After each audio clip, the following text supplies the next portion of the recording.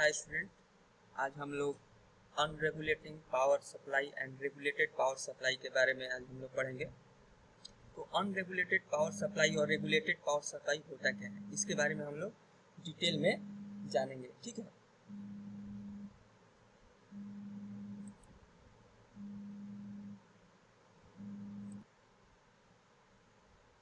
Okay. तो हम लोग unregulated power supply and regulated power supply start करते हैं। तो सबसे पहले पढ़ते हैं अनरेगुलेटेड पावर सप्लाई। इसको ये होता क्या है unregulated power supply? The unregulated power supply is one that cannot maintain constant output voltage against the variation in input voltage। ठीक है, मतलब ये कह रहा है कि जो मेरा आउटपुट वोल्टेज है वो कांस्टेंट नहीं रह पाता है। ठीक है, अनरेगुलेटेड पावर सप्लाई में क्या कहता है कि जो मेरा आउटपुट वोल्टेज है वो क्या होता है, वो कांस्टेंट नहीं रह पाता है। किसके कंपेरिजन में? इनपुट के। यदि इनपुट को हम चेंज करते हैं तो आउटपुट भी क्या होता है, चेंज होते जाता है। ठीक है, इनपुट को चेंज करेंगे तो मेरा आउटपुट भी क्या होते जाएगा, चेंज होते जाएगा। ठीक है, और इसके साथ ही टेम्परेचर का भी इस पे इफेक्ट पड़ता है। टेम्परेचर भी चेंज होने से क्या होता है, मेरा आउटपुट वेरी करता है। ठीक है, तो जनरली हम लोग अनरेगुलेटेड पावर सप्लाई में किस किस चीज का यूज करते हैं। ठीक है, तो अनरेगुलेटेड पावर सप्लाई में हम लोग ट्रांसफार्मर, रेक्टिफायर सर्किट और फिल्टर सर्किट, यही मेरा होता है। जैसे मान लीजिए कि एसी करंट आ रहा है, ठीक है, तो उसके द्वारा क्या करते हैं, ट्रांसफार्मर के द्वारा उसको स्टेप डाउन करते हैं। हमको जितना भी वोल्टेज चाहिए, 5 वोल्ट चाहिए या 20 वोल्ट चाहिए, जितना ही चाहिए, तो जो पीछे से 220 वोल्ट आता है उसको हम लोग क्या करते हैं, उसको स्टेप डाउन करते हैं, मतलब 220 से 20 वोल्ट में उसको कन्वर्ट करते हैं। ठीक है, और जब 220 वोल्ट से 20 वोल्ट में हम या 5 वोल्ट में हम जब कन्वर्ट कर लिए तो क्या हो गया, 20 वोल्ट एसी मिल गया या 5 वोल्ट एसी मिल गया। ठीक है, लेकिन हमको आउटपुट पे क्या चाहिए, डीसी चाहिए। ठीक है, जो अनरेगुलेटेड पावर सप्लाई या रेगुलेटेड पावर सप्लाई पढ़ते हैं उसमें क्या होता है, आउटपुट पर हमको क्या मिलता है, डीसी मिलता है। ठीक है, डीसी मिलता है, तो हमें चाहिए डीसी, लेकिन ट्रांसफार्मर के द्वारा स्टेप डाउन के बाद हमको क्या मिल रहा है, एसी। तो उस एसी को डीसी में चेंज करने के लिए क्या यूज करते हैं हम लोग, रेक्टिफायर सर्किट। उसको क्या करते हैं हम लोग, रेक्टिफायर सर्किट यूज करते हैं। ठीक है, तो रेक्टिफायर सर्किट क्या करता है, रेक्टिफायर सर्किट मेरा उस एसी को डीसी पल्सेटिंग में चेंज करता है। रेक्टिफायर सर्किट में हम लोग पहले पढ़ चुके हैं कि फुल वेव रेक्टिफायर या हाफ वेव रेक्टिफायर, जो क्या होता था कि एसी जो सिग्नल होता था उसको पल्सेटिंग डीसी में चेंज कर देते थे। ठीक है, और उसके बाद जब वो सिग्नल, क्योंकि हमको प्योर डीसी नहीं मिला, रेक्टिफायर के बाद जो आउटपुट मिल रहा है वहां से हमको प्योर डीसी नहीं मिल पा रहा है, पल्सेटिंग डीसी मिल रहा है, लेकिन हमको क्या चाहिए, प्योर डीसी। तो प्योर डीसी चाहिए तो इसके लिए क्या करते हैं, फिल्टर सर्किट। फिल्टर सर्किट में हम लोग क्या यूज करते हैं, कैपेसिटर या इंडक्टर या combination of capacitor and inductor का कॉम्बिनेशन का यूज करते हैं। वो क्या करता है, मेरा जो रिपल है, मतलब जो कुछ अंश जो एसी का बच गया है उसको रिमूव कर देता है और प्योर डीसी क्या करता है, आउटपुट पर देता है। लेकिन यहाँ से भी हमको जो फिल्टर यूज करते हैं, यहाँ से भी हमको एकदम 100% प्योर डीसी नहीं मिल पाता, कुछ पल्सेटिंग टर्म आता ही है। ठीक है, मतलब हमको प्योर नहीं मिल पाता है। और वो क्या होता है, जैसे जैसे यहाँ से एसी चेंज होगा तो डीसी भी क्या होगा, उसके अनुसार क्या होता है, चेंज होता है। मतलब मेरे कहने का मतलब है, एसी सिग्नल का यदि एम्पलीट्यूड ऐसे चेंज हो गया तो यहाँ पर भी इसके अनुसार क्या होगा, यहाँ पर भी चेंज होगा। ठीक है, उसके अनुसार डीसी का पल्सेटिंग टर्म भी है, वो भी क्या होगा, वो भी कुछ चेंज हो जाएगा, इंक्रीज हो जाएगा। इसके अनुसार यहाँ पर भी जो पल्सेटिंग टर्म आएगा डीसी जो फिल्टर के बाद, वो भी वैरी करेगा। मतलब अनरेगुलेटेड पावर सप्लाई में ये कहता है कि यदि हम इनपुट सिग्नल को वैरी करें तो मेरा आउटपुट सिग्नल क्या होगा, वैरी करेगा। मेन मुद्दा यही होता है अनरेगुलेटेड पावर सप्लाई का। ठीक है, तो देखिए यही लिखा हुआ है, unregulated power supply is a circuit which output voltage is not constant, ठीक है, with change in either input voltage और लोड करंट और टेम्परेचर, ठीक है। ये क्या होता है, या तो इनपुट वोल्टेज को वैरी करने से क्या होता है, चेंज होता है, कौन चेंज होता है, output voltage, output voltage change होता है, कैसे चेंज होता है, तो इनपुट वोल्टेज को चेंज करने से, और लोड करंट, यदि लोड करंट को भी चेंज करें तो मेरा क्या होगा, आउटपुट वोल्टेज चेंज होता है, या टेम्परेचर, यदि टेम्परेचर को भी वैरी करें तो चेंज होता है, क्यों, क्योंकि टेम्परेचर को यदि वैरी करते हैं तो मेरा क्या इफेक्ट पड़ेगा, रेजिस्टेंस वैरी करेगा, ठीक है, रेजिस्टेंस वैरी करेगा तो उसके कारण आउटपुट वोल्टेज भी वैरी कर जाएगा।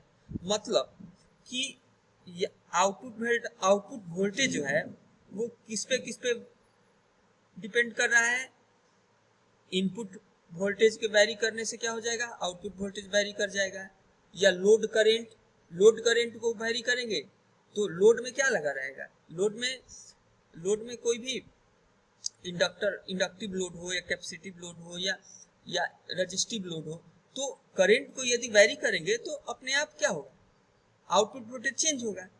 तो लोड करंट को भी वैरी करने से क्या होगा, आउटपुट वोल्टेज चेंज होगा, या टेम्परेचर को भी यदि वैरी करें तो मेरा क्या होगा, आउटपुट वोल्टेज वैरी करेगा, ठीक है। Unregulated DC power supply circuit consist of 3 basic element, namely A transformer, rectifier and filter. वही बताए कि जो अनरेगुलेटेड डीसी पावर सप्लाई होता है वो 3 एलिमेंट मेनली क्या करता है, कंसिस्ट करता है। ट्रांसफॉर्मर क्या किया, मेरा जो पीछे से वोल्टेज आ रहा है उसको स्टेप डाउन किया, मतलब यदि 220 वोल्ट आ रहा है, हमको 5 वोल्ट चाहिए, तो 220 वोल्ट को 5 वोल्ट में कन्वर्ट किया।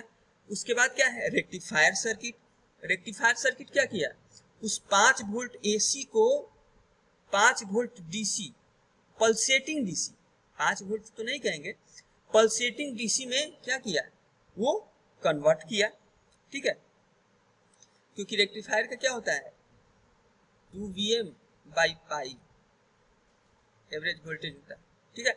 तो ये रेक्टिफायर सर्किट क्या किया, उस एसी सिग्नल को पल्सेटिंग से डीसी पल्सेटिंग में चेंज किया, ठीक है। उसमें क्या है, डीसी पल्सेटिंग में कुछ रिपल भी है, रिपल मतलब कुछ एसी का अमाउंट भी है, ठीक है। तो फिल्टर क्या करता है, उसको रिमूव कर दिया और यहाँ से हमको डीसी मिला, लेकिन ये डीसी क्या हो रहा है, इस इनपुट वोल्टेज, लोड करंट और टेम्परेचर के अनुसार वैरी करेगा, ठीक है। In this system, the AC voltage 220 VRMS is connected to the step-down transformer to down the level of supply voltage to the desired voltage level. वही बताए, यहाँ पे ट्रांसफार्मर क्या होता है, यहाँ से जो 220 वोल्ट आता है उसको जितना डिजायर हो 20 वोल्ट 5 वोल्ट उतना एसी में क्या करता है, चेंज कर देता है, ठीक है।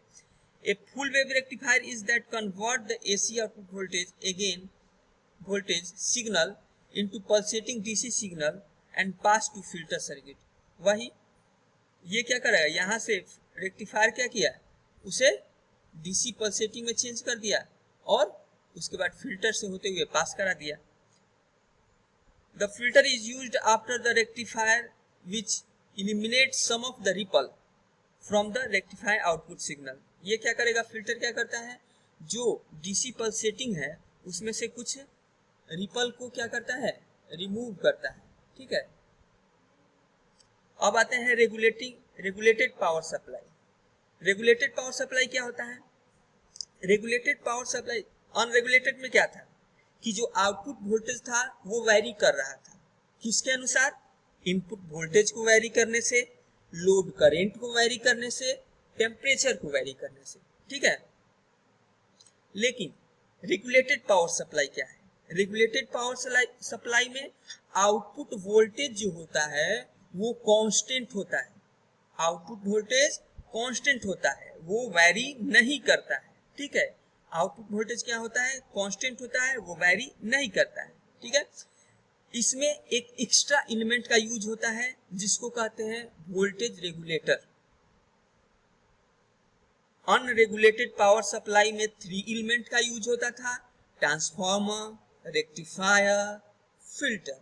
लेकिन रेगुलेटेड पावर सप्लाई में 4 का यूज होता है, ट्रांसफॉर्मर, रेक्टिफायर, फिल्टर और वोल्टेज रेगुलेटर।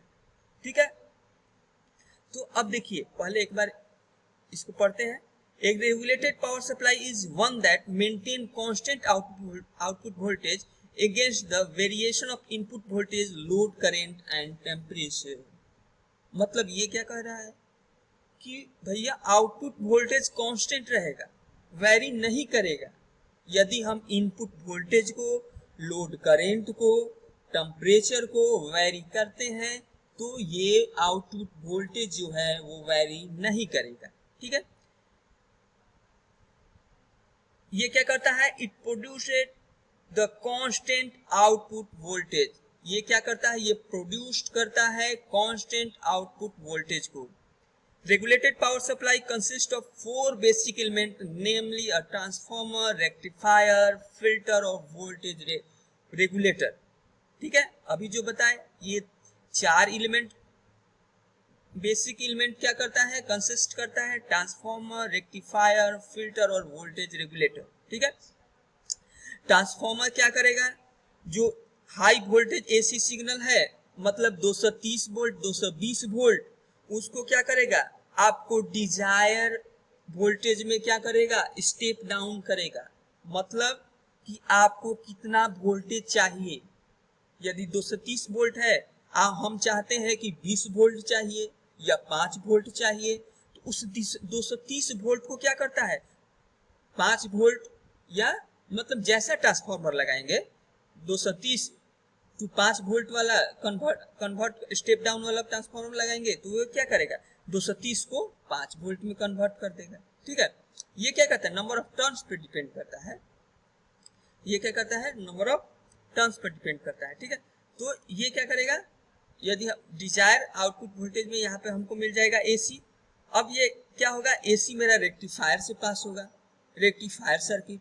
रेक्टिफायर सर्किट में कौन सा, फुल वेव रेक्टिफायर यूज कर सकते हैं, हाफ वेव रेक्टिफायर यूज कर सकते हैं। तो रेक्टिफायर क्या करेगा, उस एसी सिग्नल को डीसी सिग्नल में कन्वर्ट कर देगा, डीसी पल्सेटिंग सिग्नल में कन्वर्ट कर देगा रेक्टिफायर। अब क्या हुआ, ये जो रेक्टिफायर से जो डीसी पल्सेटिंग है, ये डीसी पल्सेटिंग ये क्या करेगा, फिल्टर सर्किट से पास करेगा। अब ये फिल्टर सर्किट क्या करेगा, फिल्टर सर्किट जो डीसी पल्सेटिंग में कुछ रिपल है, मतलब इस डीसी पल्सेटिंग में कुछ हार्मोनिक्स है, मतलब इस डीसी पल्सेटिंग में कुछ एसी का अमाउंट है, उसको रिमूव कर देगा। ये जो डीसी पल्सेटिंग है उसमें जो कुछ एसी सिग्नल है उसको रिमूव कर देगा।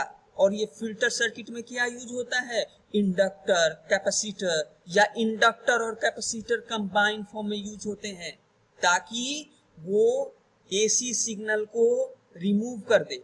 ठीक है, तो ये फिल्टर का काम हो गया। अब आए, फिल्टर से जो सिग्नल आया यहाँ पे वो वोल्टेज रेगुलेटर से पास होगा। वोल्टेज रेगुलेटर क्या करता है, वोल्टेज को कांस्टेंट रखता है। वोल्टेज रेगुलेटर है कि आप कुछ भी पास कीजिए, उसको कोई फर्क नहीं पड़ता है, वो जितना वोल्टेज है उतना ही वोल्टेज आउटपुट कर देगा। ठीक है, वो क्या करेगा, वोल्टेज को कांस्टेंट रखेगा। और हम वोल्टेज रेगुलेटर के रूप में एग्जांपल के रूप में समझ सकते हैं जेनर डायोड, जो हम लोग पहले पढ़ चुके हैं। जेनर डायोड, जेनर डायोड कैसा होता है,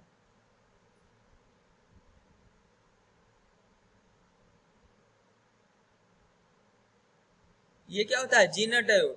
यदि किसी भी टर्मिनल के क्रॉस जेनर डायोड को लगा दें तो ये क्या कर देता है, उस टर्मिनल के अक्रॉस वोल्टेज को कांस्टेंट कर देता है।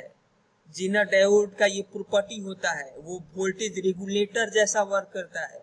जेनर डायोड जो होता है वो कैसा काम करता है, वोल्टेज रेगुलेटर जैसा काम करता है। मतलब यदि जेनर डायोड को किसी टर्मिनल के क्रॉस लगा दिए तो वो उस टर्मिनल के अक्रॉस वोल्टेज को कांस्टेंट कर देगा। तो रेगुलेटेड पावर सप्लाई में एक हम लोग एक्स्ट्रा एलिमेंट का यूज करते हैं जिसको कहते हैं वोल्टेज रेगुलेटर। और वो वोल्टेज रेगुलेटर क्या करता है, आउटपुट वोल्टेज को कांस्टेंट कर देता है। ठीक है, वो वोल्टेज रेगुलेटर क्या करता है, आउटपुट वोल्टेज को कांस्टेंट करता है। तो ठीक है, तो यही है रेगुलेटेड पावर सप्लाई। तो रेगुलेटेड पावर सप्लाई हम लोग समझ गए। अब आते हैं कि कुछ इसके पैरामीटर्स होते हैं, ठीक है, पावर सप्लाई के पैरामीटर्स होते हैं। इसमें ये हम लोग देखते हैं कि जो मेरा आउटपुट वोल्टेज है, ठीक है, जो आउटपुट वोल्टेज है यदि नो लोड से फुल लोड पे जाए तो वो कैसे इफेक्ट होता है, उस पर कैसे इफेक्ट पड़ता है। जैसे मान लीजिए कोई पावर सप्लाई आ रहा है, ठीक है, और हम नो लोड पे रखे हैं, ठीक है, तो आउटपुट पे कुछ मान लीजिए कि 220 वोल्ट है, ठीक है, आउटपुट पे क्या है 220 वोल्ट। अब क्या हुआ, हमने एक लोड लगा दिया, लोड क्या, बल्ब लगा दिया, बल्ब भी तो क्या है, लोड ही ना है, तो बल्ब लगा दिया, ठीक है, 100 वाट वाला बल्ब।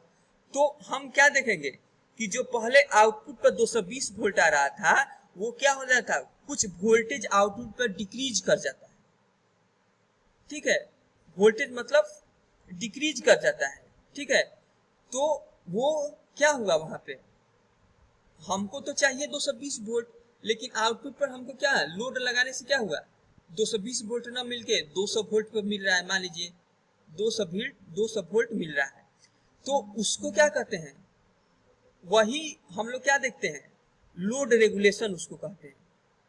कि क्या हुआ कि पहले जो नो लोड पे वोल्टेज था, यदि लोड लगाने से क्या हुआ, वोल्टेज मेरा डिक्रीज कर गया, ठीक है, वो क्या हुआ, उसको वोल्टेज रेगुलेशन भी कहते हैं या लोड रेगुलेशन भी कहते हैं, ठीक है। इसमें क्या होता है, यदि लोड रेगुलेशन आपको निकालने के लिए का है तो आप क्या निकालेंगे, no load voltage minus full load voltage, full load, no load voltage और फुल लोड वोल्टेज बटा फुल लोड,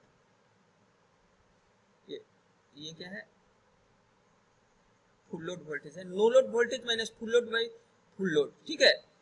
तो ये क्या इंटू 100%, ये क्या होता है, लोड रेगुलेशन निकलता है इसे। लोड रेगुलेशन किस में निकल जाएगा, परसेंटेज में। ये बताएगा आपको कि जो आउटपुट पे है वो वोल्टेज कैसे फ्लक्चुएट किया। ये क्या बताएगा कि लोड लगाने से आपके आउटपुट पे जो वोल्टेज है वो कैसे फ्लक्चुएट किया, इसी को कहते हैं लोड रेगुलेशन। तो मतलब ये जो क्या है, पैरामीटर्स है, लोड रेगुलेशन हो गया, लाइन रेगुलेशन हो गया, रिजेक्शन हो गया, तो ये 3 ठो है, ठीक है। तो आगे हम लोग इसके बारे में पढ़ेंगे। तो ये क्या बताता है कि जो मेरा आउटपुट पे कैसे इफेक्ट पड़ रहा है, यदि नो लोड पहले ले रहे हैं और एक बार लोड लगा रहे हैं तो आउटपुट के वोल्टेज पे क्या मेरा इफेक्ट पड़ रहा है, उसके बारे में ये बताता है। ये क्या है, पैरामीटर्स है पावर सप्लाई के। ये क्या बताता है कि आउटपुट पे यदि पहले नो लोड ले रहे हैं फिर उसके बाद फुल लोड पे गए तो क्या इफेक्ट पड़ रहा है, उसके बारे में ये डिस्क्राइब करता है। तो ये 3 तरीके से डिस्क्राइब करता है, पहले लोड रेगुलेशन, लाइन रेगुलेशन और रिपल रिजेक्शन, ठीक है। तो लोड रेगुलेशन में क्या होता है कि लोड रेगुलेशन में हम क्या देखते हैं कि पहले नो लोड वोल्टेज को देख लेते हैं, ये नो लोड वोल्टेज, ठीक है, उसके बाद फुल लोड वोल्टेज, ठीक है। तो हम लोग क्या देख लिया, नो लोड वोल्टेज कितना है, ठीक है, जैसे लोड नहीं लगाया उस समय देखे कि वोल्टेज हमको क्या आ रहा है, ठीक है, वहां से हम लोग मेजर कर लिए। उसके बाद लोड लगा के देखे कि वोल्टेज कितना आ रहा है, तो हम देखेंगे कि वोल्टेज क्या हुआ, डिक्रीज कर जाता है फुल लोड के केस में। तो वो नो लोड से कितना वोल्टेज डिक्रीज किया, वही क्या होता है, लोड रेगुलेशन। नो लोड से जब फुल लोड जा रहे हैं तो कितना वोल्टेज डिक्रीज किया, उसको क्या कहते हैं, लोड रेगुलेशन, उसको क्या कहते हैं, लोड रेगुलेशन, ठीक है, उसको कहते हैं लोड रेगुलेशन। यदि हम परसेंटेज निकालना चाहें कि कितना परसेंट लोड रेगुलेशन है, तो भी no load minus full load बटा भी फुल लोड इंटू 100। परसेंटेज निकालने के लिए क्या करते हैं, 100 से मल्टीप्लाई करते हैं, ठीक है। तो ऐसे हम लोग लोड रेगुलेशन निकाल सकते हैं। देखिए यहाँ पे कर्व है, ये नो लोड वोल्टेज है, कब, जब करंट जीरो है। करंट जीरो का मतलब कोई लोड नहीं लगा हुआ है, कोई भी सप्लाई में यदि कह रहा है करंट जीरो है, मतलब इसका मतलब सिंपल होता है कि जो मेरा लोड टर्मिनल है वहां पे कोई लोड नहीं लगा है, उस समय वोल्टेज क्या है, VNL, नो लोड वोल्टेज। और जैसे ही फुल लोड पे गए तो देखिए वोल्टेज क्या हो रहा है, डिक्रीज करते हुए यहाँ पे आ जा रहा है, मतलब क्या हुआ, फुल ये नो लोड वोल्टेज, और ये देखिए यहाँ से ये क्या हुआ, ये फुल लोड वोल्टेज आया, किस पे, फुल लोड करंट पे। तो इतना क्या हुआ, वोल्टेज मेरा पहले यहाँ था, ये डिक्रीज होके यहाँ पे आ गया, ठीक है। तो ये हुआ रेगुलेशन कैरेक्टरिस्टिक, ठीक है। तो हमने पढ़ लिया, क्या पढ़ा पहले शुरू में, unregulated voltage power supply, regulated voltage power supply. उसके बाद हम लोग क्या पढ़े कि जो आउटपुट पे पावर आता है, जैसे अनरेगुलेटेड पावर सप्लाई है, रेगुलेटेड पावर सप्लाई है, किस किस पैरामीटर मतलब कैसे इफेक्ट होता है उसके बारे में हम लोग ये पढ़ रहे हैं कि जो आउटपुट वोल्टेज है वो कैसे फ्लक्चुएट करता है या कैसे वेरी करता है। तो उसके बारे में हम लोग ये पैरामीटर, इसके बारे में हम लोग ये पढ़ लिए। नेक्स्ट क्लास में लाइन रेगुलेशन और रिपल रिजेक्शन के बारे में पढ़ेंगे। Okay, thank you student.